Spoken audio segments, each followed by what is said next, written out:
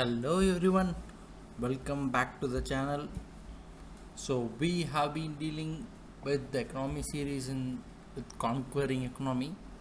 So don't forget to subscribe the channel and do watch the videos and keep supporting us. You will find more knowledgeable information with respect to UPSC and other general knowledge in the channel as well. So for today's lecture, we'll be looking on to economic reforms. So particularly, we will be dealing with the LPG reforms today. So that will be the core of today's lecture. So let's get into the topic. Like before we get into, like today we will be dealing with economic reforms. That's the 10th lecture, wherein it is a part of prelims and as well as part of mains too. So let's get into the lecture directly. So background and rationale for the economic reforms in 1991. Why was the economic reforms in 1991 needed? Before 1991, India operated under a mixed economic system which was heavily tilted towards the socialist, inward looking model. This model was often characterized as a license permit quota Raj and led to the several structural weaknesses that culminated in a severe crisis. So, this model, license permit quota Raj, was like you have to get license for everything. Everything was heavily tilted with government. Like you have to even open a new branch, you have to ask permission from the government, get licenses, etc., etc. So it was an inward looking model, and that because of this, this is the background for the economic reforms which in 1991. Now, what are the key issues which led to 1991 crisis?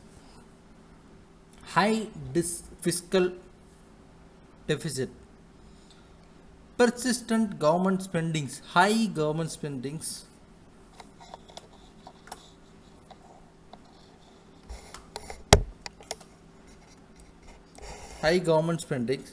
without the commensurate revenue generation led to the fiscal imbalances. The fiscal deficit ratio rose more than 7%. I Fiscal deficit to GDP ratio was above 7% in both 1918 90 and 1990-91. This was largely due to the inefficient public sector enterprises, subsidies, and a growing government bureaucracy. Along with that came balance of payment crisis, which was due to many factors. That was the BOP crisis was the major factor because of which the crisis came into act soon. Gulf War. The first Gulf War between 1990 and 91 led to a sharp increase in global prices and drastically increasing the import bill of India, imports of oil bills for India or even other goods of India, withdrawal of NRI deposits. Due to the political stability and economic uncertainty, non-resident Indians began withdrawing their deposits from the banks. Trade deficit. The trade deficit increased from rupees 12,400 crore in 1809 to between 90 to rupees 16,900 crore in 90 and 91. So this shows how the trade deficit was increasing. Next is trade credit downgrade. International credit rating agencies downgraded India's sovereign credit rating, making it extremely difficult to borrow from the international markets. So this is something we must all know. Credit rating agencies even today they are very important, and when they downgrade status, it's very difficult to get loans from the international market. Next one is high inflation drive. Driven by fiscal imbalances and supply side contracts, inflation was very, very rampant, which rose from 7.5 percentage in 1890 to 10 percentage in 1990-91, and crossed 13 percentage in 91-92. This is a rampant structure in the high inflation. These are some policies, issues along with protectionist policies with like high tariffs, quantitative restrictions on imports, protected industries, also made them uncompetitive globally and deprived the consumers of choice and quality. These were all few issues which led to the 1991 crisis. After which, the reforms were initiated under P.V. Narasimha Rao government with Dr. Manmohan Singh as the finance minister. So the first topic is liberalization. What happened? The de-reservation of industries. The industries previously reserved for the public sector were opened for private participation, like power, steel, communication. However, only railways, atomic energy, and defense production remain largely reserved for public sector. And in the occasion, in the recent days, even they have started to come into private sector, such as in defense and railways as well. Removal of restrictions on expansions. Companies are given greater freedom to expand and diversify their production. Tata's, for example, initially there was only one airline, Tata Airlines, and they were not able to even diversify their, for each and every branch, everything they must have they were seeking for permission. But today Tata is totally different. They own all the products, starting from luxurious products to even cars, bikes, everything. Cars particularly, not bikes, cars particularly, uh, information technology, steel, solar, and like renewable energies, everything is there. So that removal of restrictions on expansion brought that entry of private banks and foreign banks. This led to increased competition, improved services, and adoption of modern technology in the banking technology. Devaluation of Indian rupee. The rupee was devalued by about 18 to 20% against the major currencies, which was done to boost exports and also curb imports. And finally, with relaxation of FDI norms, foreign direct investment was actively encouraged by simplifying the approval procedures, like from moving from a selective approach to automatic routes for many sectors and increasing the sectoral caps. These are few points which we will be looking, which happened during the liberalization, following which we will be coming to privatization, where it involves a transfer of ownership or management of public sector enterprises from the government to the private sector. Like what was happened? Why did a privatization come into play? It was done to increase the efficiency and profitability of the loss-making PSUs, reduce the fiscal burden of government, and generate revenue. So, what all the methods they used? First one is disinvestment. Like it is like selling a portion of government equity in PSUs through IPOs, FEOs, while retaining the majority control.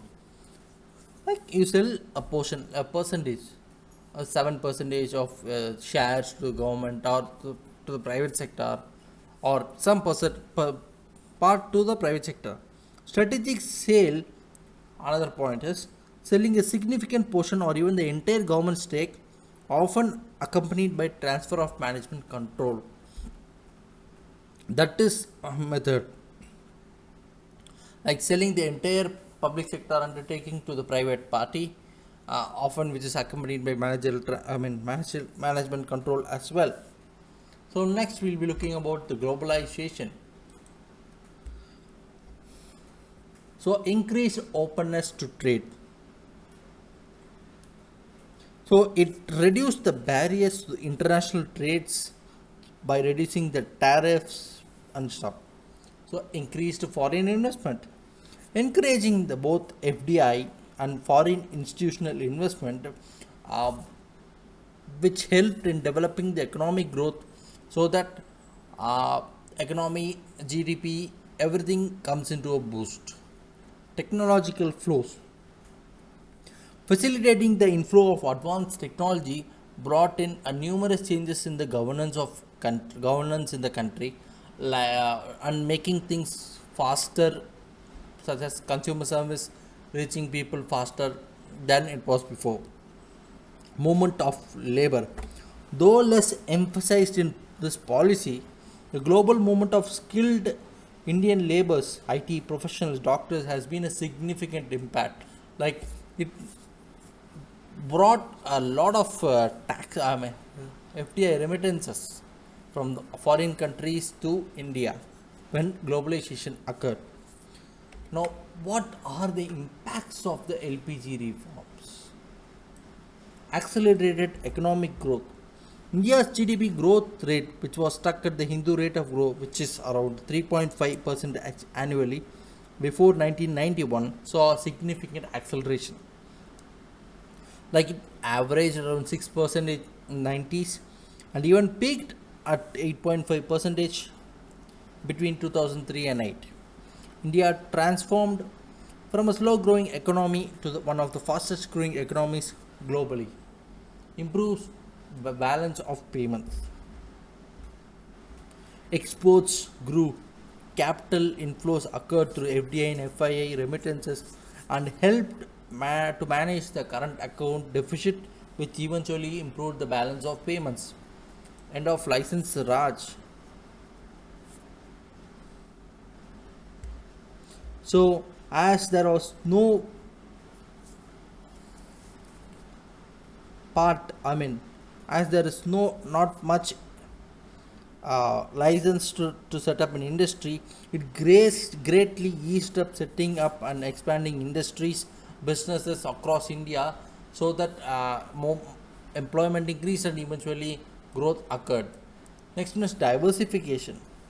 Emergence of new high growth industries like auto components, pharmaceuticals, and consumer durables started to come into India and invest in India, and even private sector started to invest in the scene. Next one is information technology and IT enabled services. Emerged as a global leader, leveraging the India's skilled English speaking workforce and time zone advantage. The IT BPO industry employed around 5.4 million people by 2023. So it is a rapid development in India. Next one is telecommunication. Revolutionized by private sector entry, leading to widespread mobile penetration. So it was just 0.3 percentage in 1991, which led to more than 80 percentage in 2020. So you can look at the development of nearly 80 percentage and more because of its affordability too. Next one is poverty reduction. While the absolute number of people in extreme poverty significantly reduced after 1991, that is particularly after 2005 in particular, the pace of reduction in the initial years was slower than the anticipated. According to World Bank, India lifted around 171 million people from extreme poverty in 10 years between 2011-12 and 22 and 23, with the extreme rural poverty falling from 18.4 percentage and 2.8 percentage, and urban poverty from 10.8 to 1.1 percentage in that period. However, the benefits of growth were not uniformly distributed across regions and socio-economic growth. So this is all we have been looking. This is the lecture we will be looking about. That's it. So hope you guys understood the economic reforms, particularly concentrating on the little LPG reforms. So do watch the entire series, like, share, and subscribe the channel, and do keep supporting. Thank you.